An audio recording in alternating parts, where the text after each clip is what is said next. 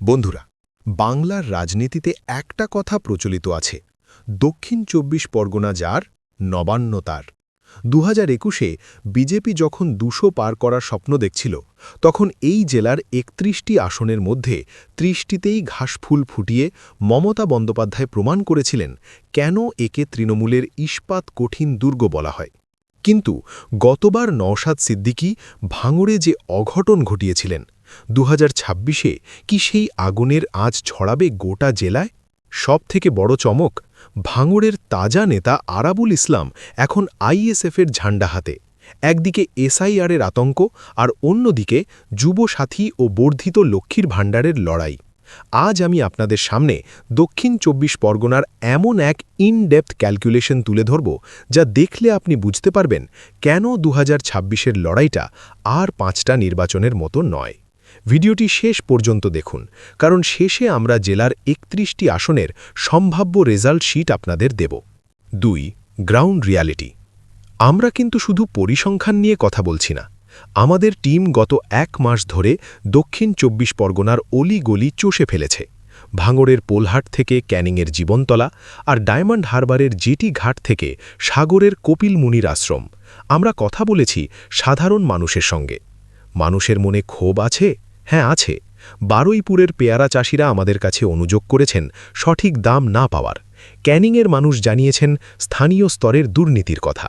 কিন্তু ঠিক এই জায়গাতেই কাজ করছে মমতা ম্যাজিক। সাধারণ মানুষ যখন বলছেন লোকাল নেতার ওপর রাগ আছে, কিন্তু দিদিকে ছাড়া কাউকে ভাবা যায় না, তখন বোঝা যায় তৃণমূলের শিকড় কত গভীরে। বিশেষ করে মহিলারা যখন ১৫০০ টাকার লক্ষ্মীর ভাণ্ডারের কথা বলেন, তখন বিরোধী হাওয়া সেখানে ম্লান হয়ে যায়। ৩. এসআইআর বনাম নাগরিকত্ব কার্ড।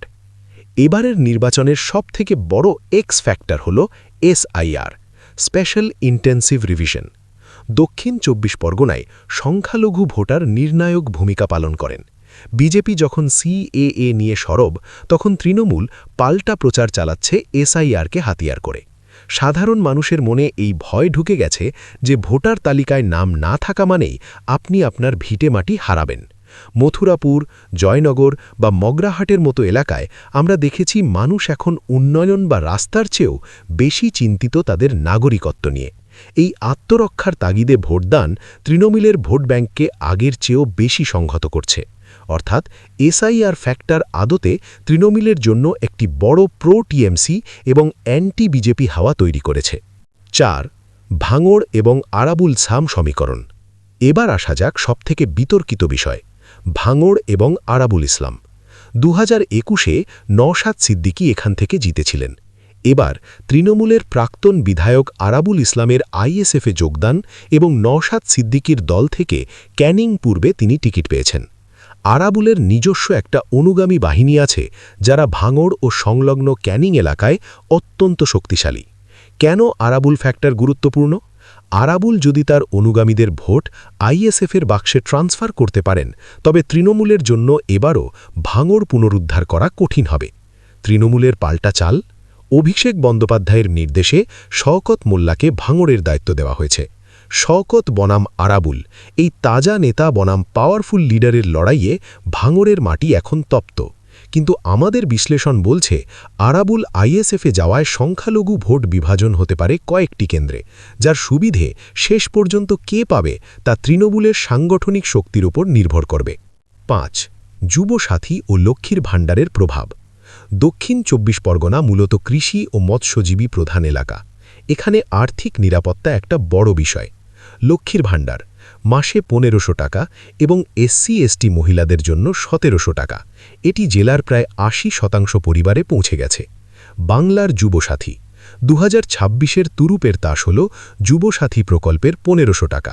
২১ থেকে ৪০ বছর বয়সী লক্ষ লক্ষ বেকার যুবক এখন মাসে সরাসরি টাকা পাচ্ছেন। এই যে সরাসরি নগদ টাকা বা ক্যাশ ট্রান্সফার পলিটিক্স, এটা মানুষের ক্ষোভকে প্রশমিত করার একটা ব্রহ্মাস্ত্র।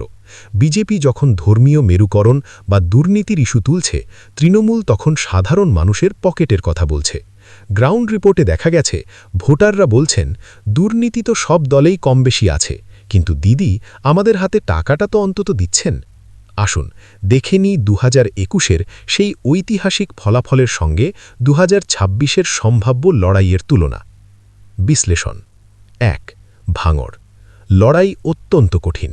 নওশাদ সিদ্দিকী বনাম শওকত মোল্লার লড়াইয়ে আরাবুল ফ্যাক্টর কাজ করলে আইএসএফ এই আসনটি ধরে রাখতে পারে। 2. ক্যানিং পূর্ব আরাবুল আইএসএফ থেকে দাঁড়ানোয় এখানে সংখ্যালঘু ভোট বিভাজন হবে। 3. বারুইপুর ও সোনারপুর এখানে তৃণমূলের অবস্থা আগের মতোই মজবুত। চূড়ান্ত মুহূর্ত 2026-এর সম্ভাব্য রেজাল্ট শিট। ব্যাকগ্রাউন্ড মিউজিক ধীর লয় থেকে হঠাৎ উচ্চগ্রামে। বন্ধুরা, এবার সেই মুহূর্ত যার জন্য আপনারা অধীর আগ্রহে অপেক্ষা করছেন। আমাদের মাসের পর মাস করা গ্রাউন্ড সার্ভে, হাজার হাজার মানুষের সাথে কথা বলা আর বর্তমানের এসআইআর বনাম যুবসাথী অঙ্ক কি বলছে? দক্ষিণ 24 পরগনার 26টি আসনের সেই ঐতিহাসিক রেজাল্ট শিট কি বদলাবে? পরিসংখ্যান বলছে ভাঙড়ে নওশাদ সিদ্দিকী আর আরাবুল ইসলামের জোট এক বিশাল দেওয়াল হয়ে দাঁড়িয়েছে। রাজনৈতিক লড়াই সেখানে রক্তক্ষয়ী। কিন্তু বাকি 30টি আসনে লক্ষ্মীর ভাণ্ডারের মমতা আর এসআইআরের আতঙ্ক কি সব হিসেব উল্টে দিল? আমাদের চূড়ান্ত বিশ্লেষণ অনুযায়ী 2026-এর মহাযুদ্ধে দক্ষিণ 24 পরগনায় ইন্ডিয়ান সেকুলার ফ্রন্ট একটি আসন, বিজেপি 0, তৃণমূল কংগ্রেস 30। হ্যাঁ, 31-এ 30, অর্থাৎ ভাঙড় বাদ দিলে দক্ষিণ 24 পরগনার বাকি 30টি আসনেই উড়বে ঘাসফুল। মমতা বন্দ্যোপাধ্যায়ের উন্নয়নের ঢাল আর নাগরিকত্ব রক্ষার লড়াইয়ে খড়কুটোর মতো উড়ে যাবে বিরোধীদের সব পরিকল্পনা। দিদির এই অশ্বমেধের ঘোড়া রোখার ক্ষমতা হয়তো এখনও দক্ষিণ 24 পরগনায় কারও তৈরি হয়নি। আপনার কি মনে হয়, আমাদের এই গাণিতিক অঙ্ক কি মিলবে? আরাবুল ইসলাম কি সত্যিই তৃণমূলের ভোট কাটতে পারবেন, নাকি নওশাদ সিদ্দিকীর দুর্গে এবার শওকত মোল্লা থাবা বসাবেন? আপনার এলাকার খবর আমাদের কমেন্ট বক্সে তক্ষুনি জানান, কারণ আপনাদের এক একটি কমেন্ট আমাদের আগামীর লড়াইয়ের রসদ। ভিডিওটি যদি ভালো লাগে, যদি মনে হয় এই বিশ্লেষণ আপনার চোখ খুলে দিয়েছে, তবে এক্ষুনি লাইক করুন। আর শুধু নিজে দেখলে হবে না, বাংলার এই অর্থনৈতিক অগ্নিকাণ্ডের খবর পৌঁছে দিন আপনার বন্ধুদের কাছে। ভিডিওটি প্রচুর শেয়ার করুন। আর হ্যাঁ, 2026-এর নবান্ন দখলের লড়াইয়ের প্রতিটা মুহূর্তের update, in depth ground report আর এমন সব চাঞ্চল্যকর অঙ্ক সবার আগে পেতে এসকে নিউজ ভিউজ চ্যানেলটি এক্ষুনি সাবস্ক্রাইব করে পাশে থাকা বেল আইকনটি প্রেস করে দিন। মনে রাখবেন, লড়াই এবার সরাসরি। দেখতে থাকুন এসকে নিউজ ভিউজ। জয় হিন্দ, বন্দে মাতরম।